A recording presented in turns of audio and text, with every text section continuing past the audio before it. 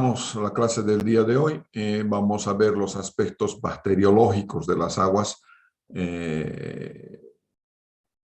Todo está contenido obviamente en lo que es la norma NB 512.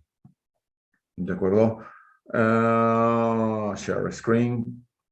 Aquí está. Se les ha dado dos documentos en esta parte. Uno es... A ver, sí, uno es este documento, Microbiological Aspects of Potable Water. Aquí está el sumario, la introducción. Este es un curso específico de la Organización Mundial de la Salud. ¿Ya? Entonces, realmente esto es, digamos, la papa en lo que es el curso dado por la Organización Mundial de la Salud. ¿No es cierto? Aquí van a ver la introducción, las bacterias entéricas patógenas, que son típicamente transmitidas a través de la ruta fecal oral. ¿Qué virus, qué protozoos, cuáles son los helmintos, cuáles son los patógenos oportunistas, las cianobacterias, las toxinas derivadas de las cianobacterias, algunos organismos que causan molestias, nada más, cómo se hace el tratamiento y la tecnología de desinfección, la operación de los sistemas de tratamiento y el monitoreo de la calidad de agua potable. Los indicadores, los organismos indicadores, entre ellos obviamente la Escherichia coli. Los coliformes, las bacterias coliformes termotolerantes, las bacterias coliformes totales, todas ellas son parte de todo el mundo microbiológico. Son los enterococos, los clostridiums, que son las bacterias que reducen los sulfitos. Vamos a ver lo que es el conteo de placa y algunos otros indicadores, los parásitos protozoos, los virus que son humanos, los bacteriófagos, el análisis virológico de las aguas, los indicadores en la calidad, en la investigación, en el seguimiento y monitoreo, y las guías para la calidad microbiológica de las aguas y las conclusiones. Entonces, este es un documento muy completo. ¿Ya? Están en los anexos, las guías de calidad, obviamente. Y para los que pueden entender inglés, de verdad, este es un documento muy importante. ¿Ya? Es un documento base, digamos, ¿no?, para el monitoreo de la calidad bacteriológica de las aguas. Entonces, realmente es algo muy importante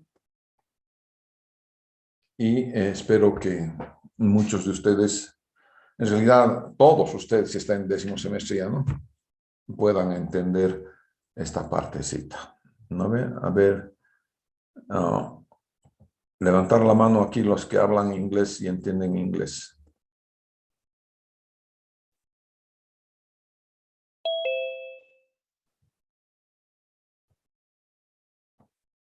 Por la suerte, nadie sea bien dicha. Yo no soy el ingeniero, superingeniero, ni que sabe todo. Sí sé algunas cosas. Sobre todo sé quién puede hacer. Si a mí me dicen, ¿sabes construir un cohete a la luna? Yo no, pero sí sé quién puede. Entonces, de todos modos, voy a alquilar los servicios para hacer eso.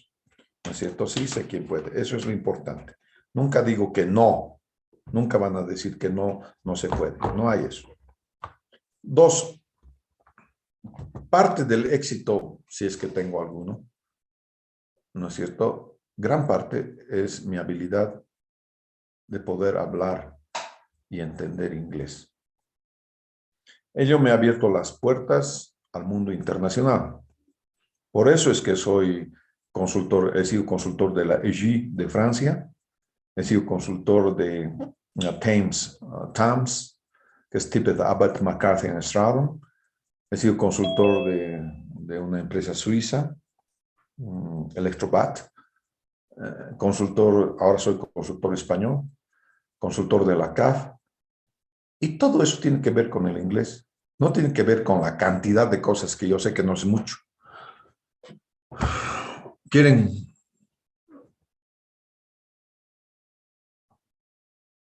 ser algo más que un simple ingeniero? Muchachos, la puerta es el inglés. Si quieren, cuando he hecho mi maestría en Inglaterra, no solamente es un idioma el que debes manejar, por lo menos 2, ¿no es cierto? Y 3 para hacer investigación, ¿no es cierto? Entonces tienen que tener esos 3 idiomas, por favor, ¿ya? Yo hablo 3 idiomas, entiendo bien 3 idiomas también, escribo en 3 idiomas, ¿no? Entonces, esa es la partecita importante, ¿no? ¿Por qué creen que trabajo con francés? Allí, ¿no? Parce que le français, très facile, muy fácil es el francés. Inglés es mi segunda lengua materna. Portugués, porque he estudiado en Brasil. Son los 3 idiomas que hablo, aparte del español, ¿no? ¿Cierto? Así que pónganse la mano al pecho. No están empezando, ya deberían saber hablar inglés. Ya deberían saber inglés. Entonces, están perdiendo el tiempo. Y en la universidad hay clases de inglés. No es que tengan que pagar el Centro Boliviano Americano, ni mucho menos. No hay eso. ¿Ya? Entonces, para mí sí es que hubiese sido muy fácil explicar en inglés todo esto. Que ya tengo, mira, los tengo en diapositivas. Simplemente agarro y explico las diapositivas que están acá. ¿No es cierto? Aquí está. Que es asegurando la calidad microbiológica, que se hace análisis de agua, la inspección sanitaria, la protección de la fuente y los requerimientos mínimos de tratamiento. Explico todo lo que está en inglés acá. Para mí sería muy fácil, más cómodo hacer esto en inglés que en español. Sin embargo, vamos a explicar en español. También está subido este sistema, este producto que es en español. A ver, se ha perdido.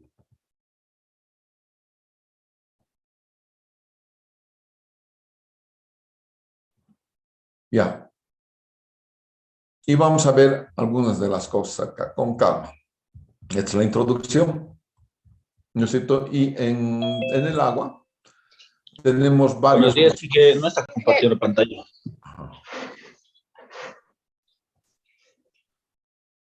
En el agua, entonces, tenemos varios bichitos. Unas son las bacterias, otros son los virus, los protozoos, los helmintos y las cianobacterias. Ya habíamos visto un poco más o menos esto, ¿no? Entre las bacterias, la más común es la Escherichia coli. La Escherichia coli vive en todo animal de sangre caliente, incluyendo el hombre. Les he mostrado además algunas bacterias en la primera clase, ¿no es cierto? Cómo se ven ellas: Salmonella, Shigella, el Vibrio cholera, la Campylobacter jejuni. Todas estas cosas que tenemos, los chihuahuas tienen, nosotros mismos tenemos. En algunos virus están acá, algunos protozoos están acá. Protozoos son más grandes que los virus y las bacterias, ¿no es cierto? Los helminths ya son grandes, gigantescos, ya son unas boas, básicamente, Ascaris, Trichuris, Latenia. Latenia puede ser de varios metros, están viviendo en tu intestino. Y las cianobacterias, estas cianobacterias, mucho hemos oído hablar de las cianobacterias en la laguna de Ralay cuando se han muerto los peces. La última vez que se han muerto los peces ha sido por toxicidad de las cianobacterias, ¿no es cierto? Entonces, esas son de algunas cosas. Vamos a ver algunos organismos propios de las aguas superficiales. Unas son las algas, ¿no es cierto? Existen varios tipos de algas, unicelulares, coloniales, pluricelulares. Y Las algas son un indicador de cómo se comportan las lagunas de estabilización, por ejemplo. ¿No es cierto? Entonces las algas, puedo tener algas verdiazules, algas verdes, diatomeas y flageladas. Son los 4 grupos de algas que tengo. Estos los utilizo como indicadores de la salud de las lagunas de estabilización o la salud en este caso de la laguna Lalay, ¿no es cierto? Puedo ver entonces qué color a veces se torna la laguna Lalay con algas verde y azules, ¿no es cierto? Cuando hay un crecimiento muy grande de algas porque les has dado mucho nitrógeno, mucho fósforo, no has sacado ni el nitrógeno ni el fósforo, entonces les es abonado a las algas. Las algas son como plantas, tienen clorofila, necesitan luz, ¿no es cierto?, para sintetizar la clorofila. En algunas fuentes de agua en los Estados Unidos las han cubierto, algunas lagunas que son para agua potable, las cubren directamente, de manera tal que no entra la luz solar. Necesito eso de que no entra la luz solar, impide entonces el crecimiento algal. Si no tienes clorofila, no hay algas, punto. Por eso en la antigüedad los egipcios ponían el agua en vasijas y las tapaban, punto, se acabó, chao algas. ¿No es cierto? Y en esto de las algas ya les he comentado que nos han querido poner agua de la planta de tratamiento de labra. Eso no baja ni nitrógeno ni fósforo. Entonces nos estarían dando sencillamente a la laguna, a la Lalay, estarían dando nutrientes. Y con los nutrientes el crecimiento algal sería increíblemente grande. Las bacterias son unicelulares, ¿no es cierto? La mayor parte entonces hace su crecimiento por escisión, a veces, ¿no es cierto? Entonces se dividen en 2, los 2 en 4. Ahí están los crecimientos geométricos de una colonia de bacterias, ¿no es cierto? Buena parte son beneficiosas, sobre todo la Escherichia coli, que nos ayuda a la digestión. A veces tenemos dificultades en la digestión, incluso le metemos bacterias a través del yogurt, ¿no es cierto? Entonces, las bacterias también favorecen la autodepuración de los cuerpos de agua, pero esas son las saprofíticas. Las bacterias saprofíticas. Existen bacterias patógenas y estas bacterias patógenas pueden matarte.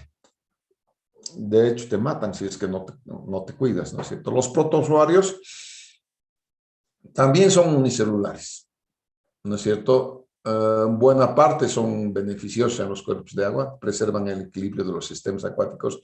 Otros son parasitarios y causan enfermedades en el hombre y en los animales. Los rotíferos, copépodos y otros crustáceos. Cuando tienes crustáceos es por falta de oxígeno, ¿no es cierto? Este es el zooplancton. Todo el zooplancton están entre estos, los copépodos, los crustáceos, los rotíferos, todo es el zooplancton, ¿no es cierto? Son parte de la cadena alimenticia, obviamente, ¿no es cierto? Trae el incremento de estas cosas, respiran. Si respiran, se acaban el oxígeno del agua, ¿no es cierto? Entonces, lo que hacen es una grave disminución del oxígeno disuelto, ¿no es cierto? Disminución del oxígeno disuelto. Ya se ha dicho que el oxígeno disuelto es esencial, ¿no es cierto?, para la vida acuática. Menos de 2 miligramos por litro de oxígeno disuelto han muerto todos los peces, ¿no es cierto? Menos, quizás el único que sobreviva a 2 miligramos es la carpa, porque la carpa vive en el barro, vive del barro. Pero si la carpa muere, estás con menos de 2 miligramos por litro y solamente van a sobrevivir los crustáceos y nada más, ¿no es cierto? Entonces, alguna vez yo quise ya hace como más de 10 años, como 15 años, planteé la oxigenación de la laguna Lalay. Entonces vino un técnico francés y tomó muestras de agua al mediodía. Cuando salió, el técnico francés dijo, pero ¿para qué necesitas aereación? Si el cuerpo está sobresaturado en oxígeno, aquí están las muestras, el laboratorio dice que está sobresaturado en oxígeno. De ahí no me quisieron creer, pero claro, porque yo era bolivianito. Y los otros gringos, a ver, ¿cómo no le vas a creer a un gringo delante de un boliviano? Obviamente le crees al gringo, ¿no es cierto? Hasta el día de hoy. Y el día de hoy recién vamos a intervenir con oxigenación. ¿Qué les parece? 20 años después. Hemos dejado que la laguna se deteriore y 20 años después vamos a entrar con oxigenación. Y lo que pasa es que las algas, como son elementos que viven de la luz solar para producir clorofila, fijan oxígeno en el cuerpo de agua cuando hay luz solar. Pero ya en la nochecita respiran. Y todos los animalitos respiran, ¿no es cierto? Y se consumen el oxígeno. Y entonces la laguna empieza a heder, no en el día, a las 7, 6, 7 de la noche empieza a heder, ¿no es cierto? Es por la falta de oxígeno. Insectos, montononón de insectos, ¿no es cierto? Estados larvarios, cuerpos de insectos. Nosotros en las lagunas de estabilización, lo que hacemos es, sabemos que la mosca, por ejemplo, tiene un ciclo vital de 7 días. Pone el huevo en la interfase sólido-líquido. Entonces, ¿qué hace un buen operador de lagunas de estabilización? Baja las aguas a los 7 días y deja que se achicharren las algas o las larvas. Pasa otros días, pasa otros 7 días, sube las aguas y deja que se ahoguen. Entra entre que se ahogan y se achicharran. Y de esa manera va a controlar entonces el crecimiento de lo que son las moscas, esas cosas. Entonces tienes que tener siempre un equilibrio, para todo un equilibrio en el ecosistema. ¿No es cierto? El ecosistema no solamente son los bichitos, sino todo lo que rodea al hombre. Todo, absolutamente. Está influenciado por las horas de luz, como les decía, la intensidad de la luz. Aquí en Bolivia las intensidades pueden ser bastante altas. El equilibrio con el gas carbónico, si cuánto oleaje hay, minerales, pH, nutrientes, ¿no es cierto?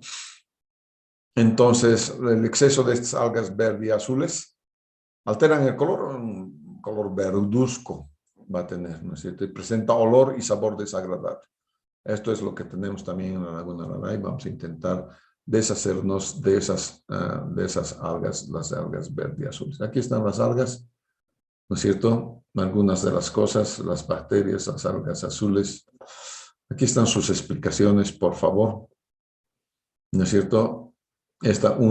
La bacteria 1 es la Escherichia coli, que viene en forma de bastoncitos, ¿no es cierto? Y las algas azules, aquí tienen la 2, ¿no es cierto? Entonces, ¿dónde están los cocos?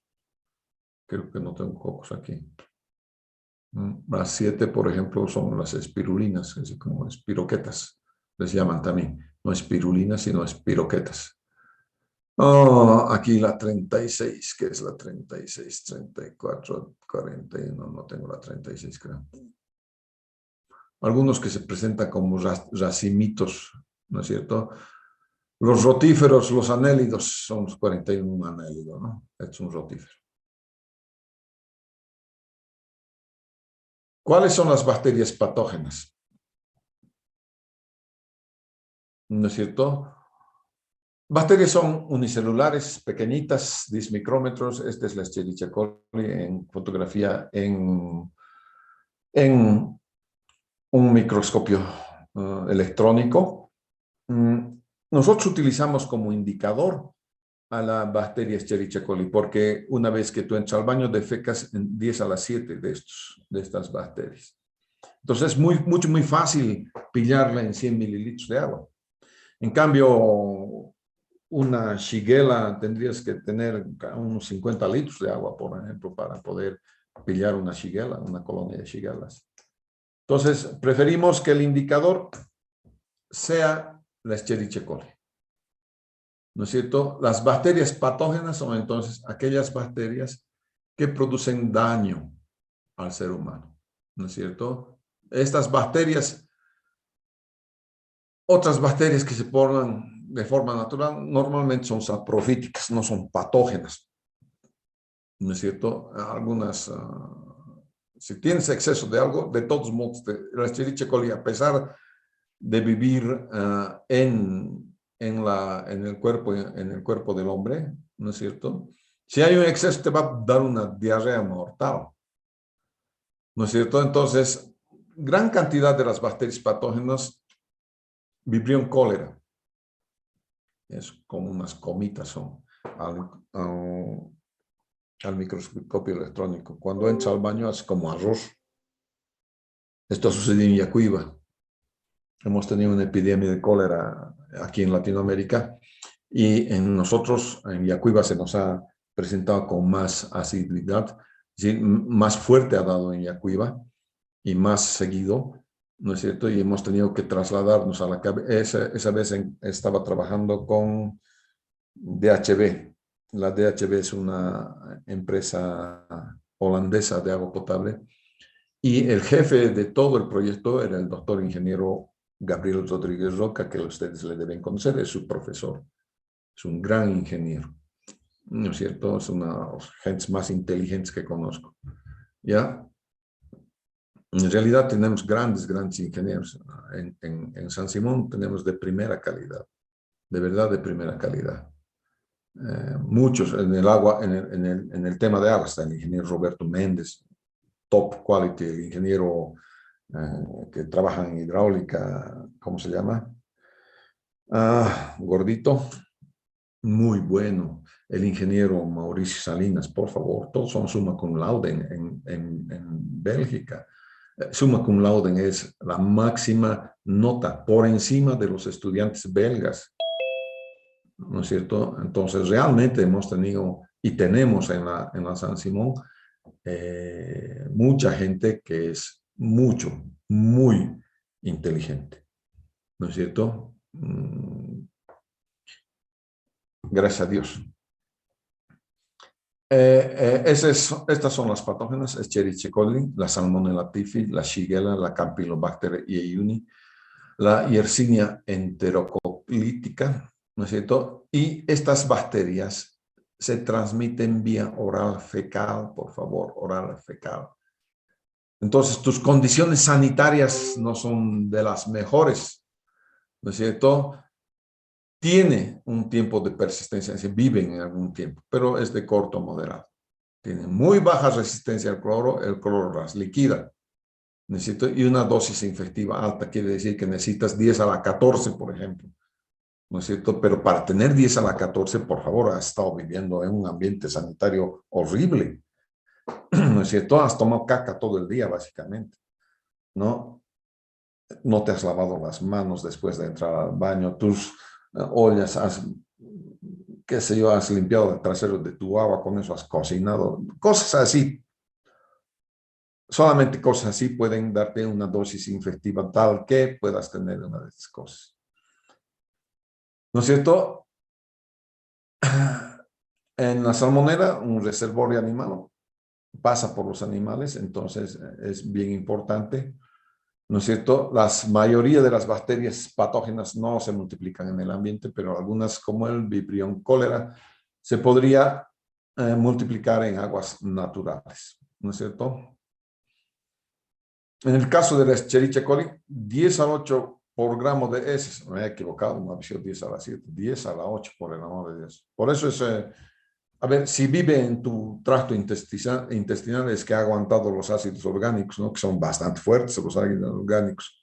Son muy resistentes y son cualquier cantidad.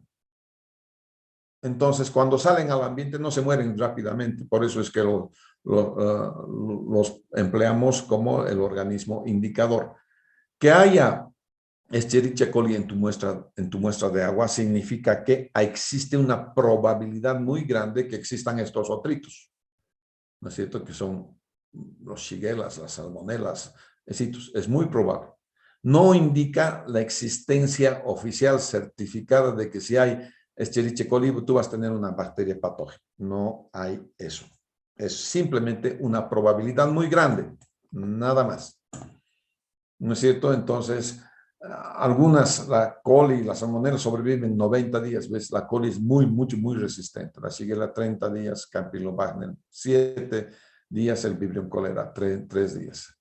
Respecto a las dosis infectivas, ¿no es cierto? La dosis para coli está alrededor de 10 a la 8, 10 a la 9. Salmonella 10 a la 7. Vibrio cólera 1000 distritos y ya está, te fregaste, ¿no es cierto? Entonces, ha habido una epidemia de cólera. Este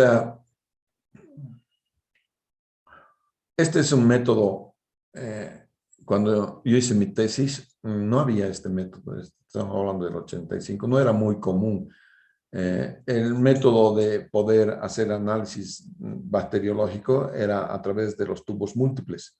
Entonces se hacía la prueba presuntiva y la prueba confirmativa en tubos múltiples. Eso seguramente van a ver en su curso de química del agua.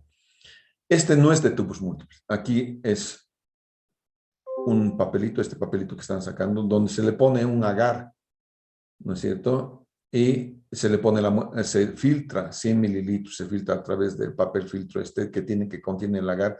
Y esta plaquita que se llama placa Petri, disco Petri, se lleva a incubar a 28 grados, ¿no es cierto? Y si hay bacterias, dependiendo de qué le has puesto, si le has puesto el método, el agar M-endo, vas a tener entonces, si es positivo, tienes coliformes totales con un color rojo, con unos brillitos que parecen oro.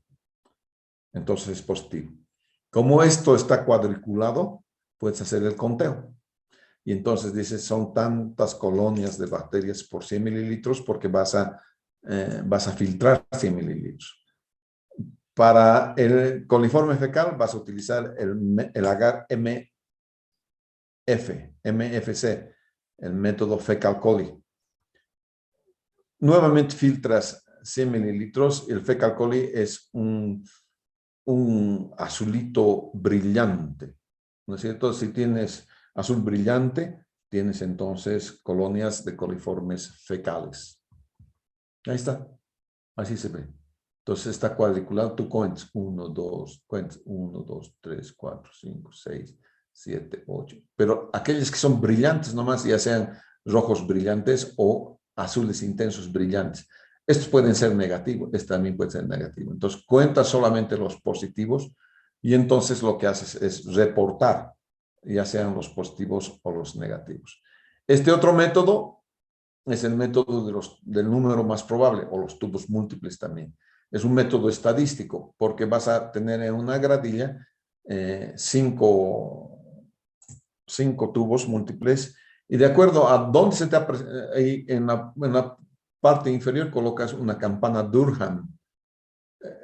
En esa campana Durham se va a producir una especie de nubosidad, que es una especie, parece lechecita como una nubecita en el tubo. La campanita Durham viene al revés. Si bien vienes así, la boca está aquí, la campana Durham se pone al revés. Entonces, si se presenta esa nubecita, entonces es un tubo positivo. Puede presentarse tubo positivo 1, 3 y 5, o puede presentarse 2 y 3. De acuerdo a la posición, tú entras a tablas y dices, estadísticamente tienes tantos coliformes, ¿no es cierto?, por 100 mililitros, por el método de número más probable. Entonces tienes que hacer dos pruebas presuntivas y pruebas confirmativas. La prueba presuntiva, de los tubos que hayan dado positivo, vuelves, ese es en el agar emendo, vuelves de esos tubos positivos a ponerlos en el agar MFC y vuelves a hacer nuevamente lo mismo. Y aquellos que presentan nubecita nuevamente en el tubo son positivos, pero esta vez para el método fecal coli. Y entonces, de acuerdo a la posición en la gradilla del tubo que haya dado positiva, se consultan tablas y con las tablas tú puedes decir, bueno, hay tanto, número más probable es tanto. En cambio, este es de conteo directo. Este es de conteo directo. Este es estadístico, este es de conteo directo. ¿No es cierto? Bien. Los virus pueden ser excretados hasta 10 a la 12 en cada que entras a una deposición. Son cualquier cantidad de virus. ¿No es cierto? La ventaja es de que los virus, muchos de esos, no viven mucho afuera. Entre los virus más comunes que hemos tenido es el de la hepatitis A. El virus de la hepatitis A es el virus que son de los más comunes. Hay presencia de rotavirus en el agua, ¿no es cierto? Tiene una alta relevancia para la salud pública, en especial para los niños, quienes son afectados en rotavirus, unas diarreas mortales. Si ahorita que están escuchándome se pellizcan la mano, su piel tiene que volver rápidamente a la posición original. Si la piel no vuelve rápidamente a la posición original, tienes una severa deshidratación, tienes que correr a la seguro universitario, porque te estás muriendo, ñato, ¿no es cierto?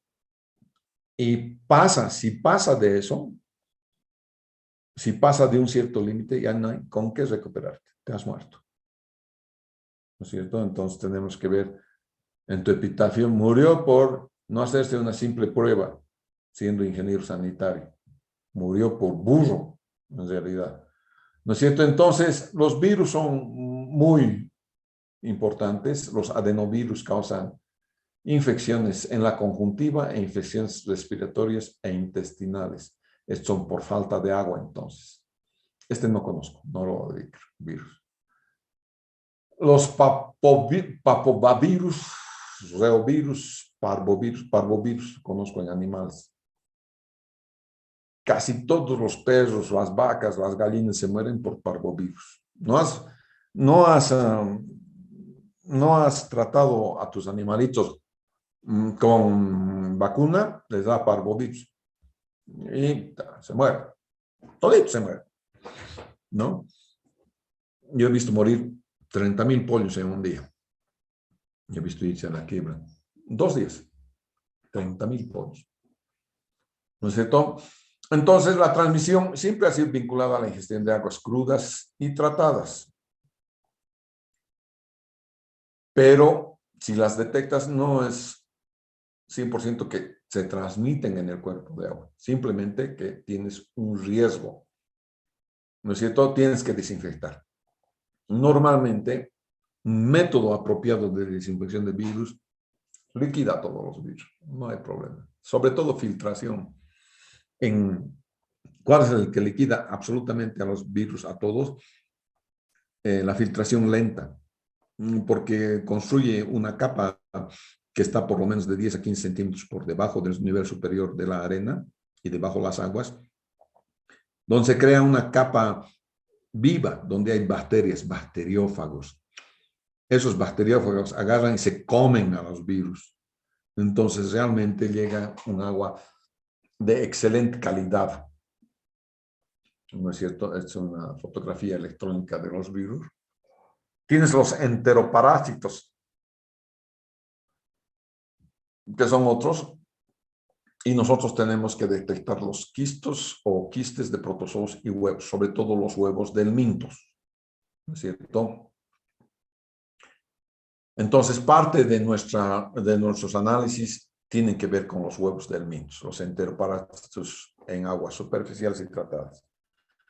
Entonces, esto vamos a ver siempre, los huevos del mintos. ¿Ya? Vamos a tratar de que después de filtración tengamos 0 huevo del minto. El año pasado mi hijo ha ido a México a hacer un diplomado becado por la Universidad Mayor de San Simón. Han ido de un curso de 50, han ido 2. Mi hijo ha ido como uno de los buenos alumnos, diría yo, ¿no es cierto?, a México. Y en México le han dicho que ya no hay recirculación de las aguas. Antes hacíamos, después de la filtración, el agua esa de lavado, la volvíamos a recircular hacia el tratamiento. Y las recientes investigaciones han dicho que ya no se debe hacer eso. ¿Por qué ya no se debe hacer eso? Porque precisamente los huevos del minto que se han quedado en la filtración, como haces retrolavado, los vuelves a levantar, los vuelves a meter al sistema y es posible de que ya estés en la 4ª, 5ª o 6ª lavada de tu filtro, ya estés dejando pasar algunos huevos del minto. Entonces, ya no hacemos un retrolavado. Eso les comenté a los de EPSAS en el mes anterior, que se han tirado al piso, ¿no? Pero bueno, son los recientes avances en lo que se trata de plantas de tratamiento. Aquí tienes algunos huevos y quistes de enteroparásitos. Y después tienes los protozoos, que son patógenos, ¿no? Entonces, Giardia o quistes Cristosporidium, ¿no es cierto? La que conocemos normalmente es esta, ¿no? La Entomaeba histolítica, que es la ameba. Desafortunadamente, la ameba, cuando no encuentra condiciones ideales para su crecimiento, que es bien calientito en el cuerpo humano, bien riquito crece, si sale al ambiente mucho frío, como hoy día, se enquista. Cuando se enquista, tú la quieres ver al microscopio y no la ves. Entonces, para hacer un análisis de caquita en los niños, tienes que llevar al niño al laboratorio, ahí le van a sacar una muestra y al tiro van a ver en calientito, en caliente van a ver si tiene amebas o no tiene amebas.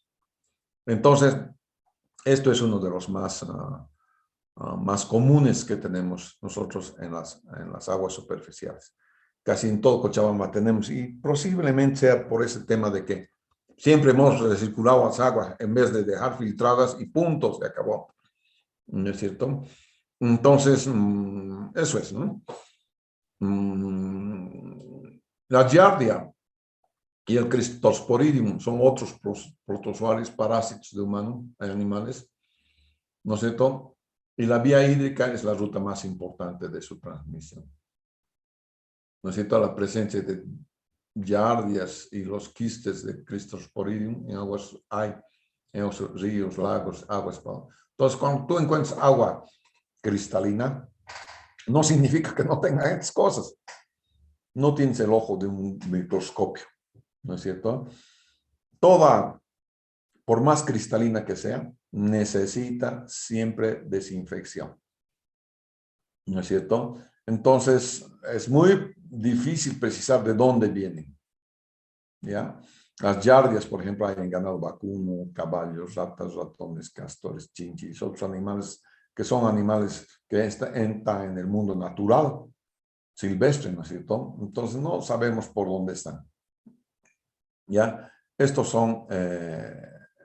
los quistes son 30 veces más resistentes al ozono que el quiste de simplemente la giardia, ¿no es cierto? Entonces, lo que buscamos siempre en una planta de tratamiento es que la turbidez, cuando vas a desinfectar, sea siempre menor a un NTU. Cuando sea menor a un NTU en el agua, ahí va a actuar el cloro, ahí va a liquidar estas cosas, ¿no es cierto? Si es menos que un NTU, estos bichitos se van a ocultar detrás de algunos residuos, digamos, de coloides, ahí detrásito, utilizan como escudo, ¿no es cierto? Y listo, ya tenemos los que han pasado.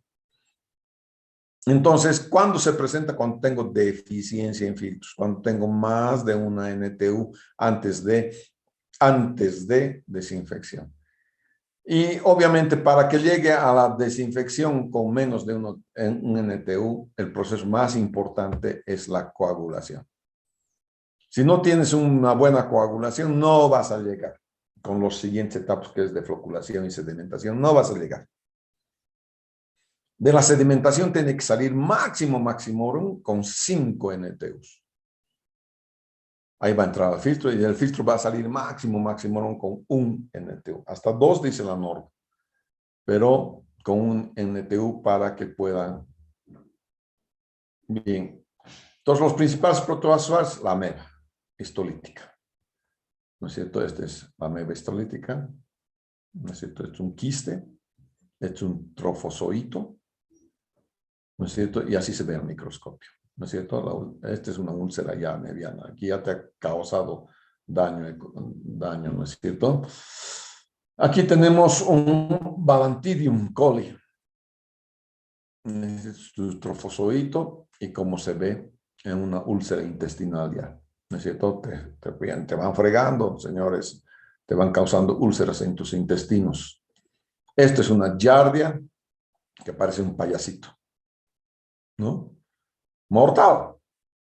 Es flagelado porque, mira, tiene es hipincho con sus rastas. Es un payaso con rastas. Muy fregado. ¿No es cierto? Tiene esta forma elipsoide, pared lisa, ¿no es cierto? En el estadio de trofozoito, encuentra al huésped. Aquí estamos, ¿no es cierto? Ahí nos encuentra a nosotros, ¿no? En la parte, 2 núcleos, 4 flagelos, ¿no? El trofozoito se ubica en el duodeno y en las primeras porciones del yeyuno. Absorbe el alimento del contenido intestinal y de las células epiteliales del intestino. Produce inflamación, trastorna la absorción de vitaminas y grasas. Ahí estás siempre con dolor intestinal en el ano, ¿no es cierto? En esa parte inferior del ano, ¿no es cierto? El Cryptosporidium, este es un Cryptosporidium, este es un trofozoito, ¿no es cierto? Se ha demostrado que en pacientes con SIDA los cuadros clínicos persisten por muchos meses y pueden conducir a la muerte por deshidratación. Su reproducción es asexual y sexual. Oh, qué rico. Tienen de los dos mundos. Si no encuentran pareja, ellos mismos se encuentran en sí mismos. ¿No es cierto? No, tienen se localizan en el intestino delgado, producen una atrofia de velocidades intestinales. Uy, aquí tenemos algunos helmintos y enteroparásitos. Este es un ascaris. Cuando juegues con tierra, muy probablemente te comes uno de estos huevos y va a desarrollar, ¿ya? Y normalmente tiene esta medida, ascaris, 30 centímetros, la hembra, 30, es grandototota. Cuando entras al baño y encuentras un chapaleo, rapidito te tienes que levantar porque uno de estos está nadando. El macho es más pequeñito, tiene 15 centímetros, son color de rosa en la cara, son como silvicurus. ¿Ya?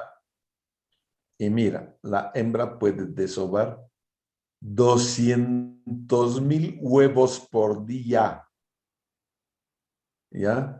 Entonces, realmente es una friega, ¿no? Entonces, este es un huevo de Ascaris lumbricoides, ¿no es cierto? Lo puedes ver al microscopio. Cuando tú haces un análisis fecal en el seguro van a encontrar esto, si tienes. Así es, mira, esta es una colota. Mira tantos en un niño de 2 años. Tantos que han producido una obstrucción intestinal. Muchísimos en el intestino delgado. ¿No es cierto? La trichuria, esta es una trichuria, esta es como, se presenta así cuando como tiene una especie de flagelo, ¿no es cierto? Esta es la parte posterior, esta es la parte anterior.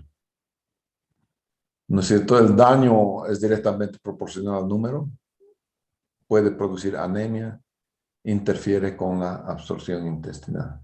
Ahí es la mejor, la tenia solitaria. Muchos de ustedes tienen. Todo el día tienes hambre. Es porque estás alimentando a tu inquilino. ¿No es cierto? Entonces tiene que irse a hacer un análisis de esos fecales de vez en cuando. ¿No es cierto? El hombre puede ingerir en el agua, en los alimentos o en la tierra. Van a la tierra a tus manos, no te has lavado las manos, ya está, te has comido uno de estos huevos. Estos son los huevos, ¿no es cierto? En la forma infectiva para el huésped intermedio, en el intestino penetra la mucosa intestinal, eso es lo grave. Y cae a los vasos sanguíneos y es conducido por la sangre a varios órganos. Este bichito es muy fregadito, ¿ya? Entonces, los cisticercos se pueden ubicar en el hombre, en el tejido celular subcutáneo, musculatura esquelética, el sistema nervioso central y sus anexos, en el corazón, hígado, pulmón, etc. Te mata. La tenia no es una cosa agradable, te mata. ¿No es cierto? Y entonces tienes cisticercos. Ahí está una cisticercosis cerebral. Mira los puntitos. Ahí está. Las cianobacterias son estas. Producen toxinas. ¿Ya? Producen toxinas. Estas toxinas, estas solamente se eliminan con carbón activado, un filtro de carbón activado. ¿No es cierto? Y ahí están. ¿No es cierto? Existen otros indicadores que son los crustáceos, los anélidos, las larvas de dípteros. Los crustáceos, ya sabes, cuando tienes muy poca. Cada grupo de estas cositas viven en ciertas condiciones de oxígeno disuelto. Ya, el grupo coliforme tienes los siguientes géneros: Klebsiella, Escherichia, Enterobacter, Citrobacter, Serratia. Y tienes los coliformes que son los termotolerantes, que son los coliformes fecales. ¿No es cierto? Que son los indicadores, entre ellos la Escherichia coli. Es el principal indicador bacteriano del agua. 10 a la 8, 10 a la 9 cada vez que vas al baño. Los coliformes totales, simplemente, esto ya es un indicador de infección bacteriana, ¿no? El coliforme total simplemente es un indicador para la evaluación sanitaria de los efluentes de la final de la planta de tratamiento. También puedo tener un recuento de bacterias heterotróficas. ¿No es cierto? Muchas hay de estas bacterias heterotróficas. Ahí están los criterios de la Organización Mundial de la Salud. Cero de todo. No hay. Cero tolerancia. Es chic, son cero tolerancia. ¿No es cierto? En las guías que tenemos. También en la norma NB512 van a poder encontrar cuál es la tolerancia a estos señores.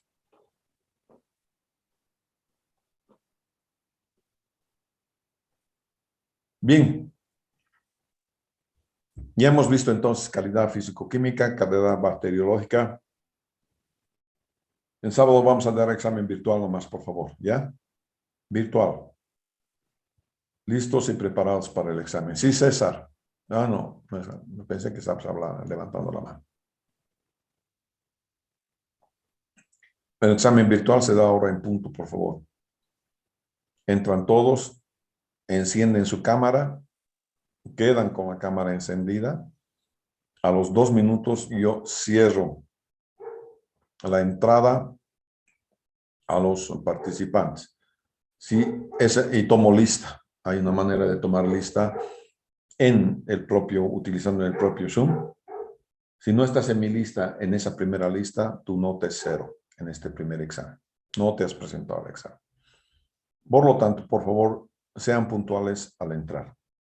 Una vez que yo admito a la gente, en el Zoom han visto que puedo admitir a la gente, todo el mundo debe estar conectado.